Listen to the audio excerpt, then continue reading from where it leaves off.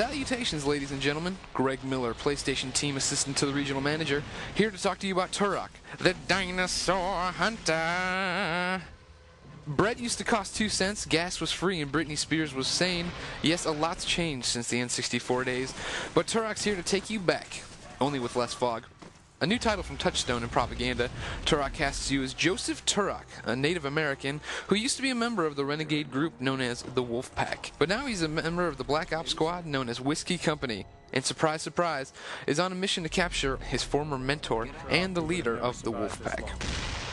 However, as Turok and Whiskey Company approach the planet Kane's holed up on, they get shot down, and the mission quickly changes from capturing Kane, I can't let him get away, to surviving the dinosaurs, beasts, and guards found on the planet below. The best thing Turok's got going for it is that it's flat out fun. You're running and gunning around this jungle, fighting raptors, mutated scorpions, baby T-Rexes, and a host of other animals that's just, a lot of fun to run and shoot through. Clearly the weapons set this apart. Turok really gives you ample ammunition and some really cool weapons to run around and play with. There's shotguns, chain guns, sticky bomb guns, and the best thing about these is that they have alternate fires. So even though we all know how to use a shotgun, now that we're fighting raptors, the alternate fire on that weapon is a flare. This weapon set lets you play the game the way you want to play it. If you've been watching our movies on IGN, you know that we're big fans of knife kills. Basically, you arm the knife, walk up behind a guard, and pull the trigger button on screen. This pulls off another silent kill where you either bury the blade in the dude's chest or in his head. It looks brutal and it's really fun. You control the weapons through the D-pad, so at any time you always have your bow and arrow and your knife, but then you get to switch out the left and right, being a shotgun, chain gun, whatever this is.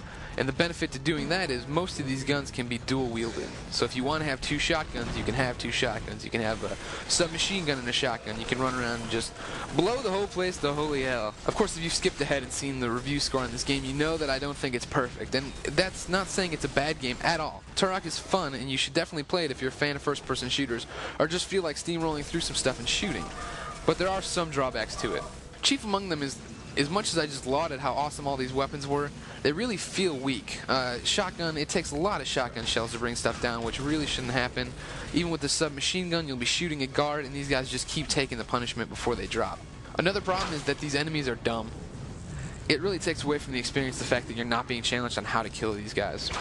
Another thing that I think holds Turok back from being a really great game was the fact that they started to build this really interesting story. Eventually, though, this all gets dropped. Obviously, when the mission changes to surviving, you have to redo the story, but rather than really focus on how Turok feels about Kane or what was happening, they just completely drop the angle, and it doesn't even pop up again until the very end. You really don't care. I don't know why he's on this planet.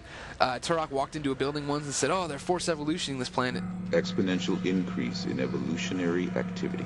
But I have no idea what that means or why I should care. You're a Native American, aren't you? You're a genius.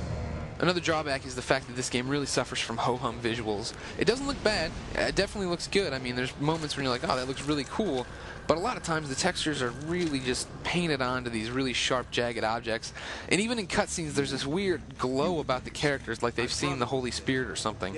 It's definitely not the next-gen experience I think most of us were expecting. And the news only gets worse on PlayStation 3, where it really suffers some screen tearing and much, much worse textures. My final complaint about this game is jumps and difficulty. I'm all for being challenged in a game, but Turok never really fits that bill. You just run around, enemies stream out, you shoot them, move on kind of thing. It's fine, it's fun. Like I said, the draw to this game is using these neat weapons and their secondary fires. However, there are specific instances where the difficulty just jumps to an insane level you haven't seen. And the problem I have with it isn't that it's hard. I don't mind being challenged again. The problem I have with it is that it's so linear. If you dig the gameplay, multiplayer is nothing to sneeze at. There's 7 maps and 6 modes, but I mean, really, they're the same thing we've seen in just about every game. Deathmatch, team deathmatch, capture the flag. So it comes down to if you like the weapons. However, there is a really cool thing in Turok called co-op, where you and your friends can get online and go together through some missions. But the biggest drawback is there's only 3 of them. Kind of a sad spot. Turok is fun and it really suffers from no colossal problems, but stuff holds it back from being a really great game that it could have been.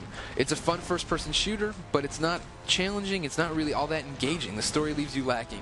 The way I sum it up when I tell people about it is that it really reminds me of a first-person Contra. You have these cool weapons, you run around, shoot stuff, ammo's never a problem, but there's never really a story and you feel like you could just stop playing at any time. If you're looking for fun and you want to blow stuff up, by all means give Turok a shot. For more information on dinosaurs, check out Encyclopedia Volume D, and for the full written review, see IGN.com.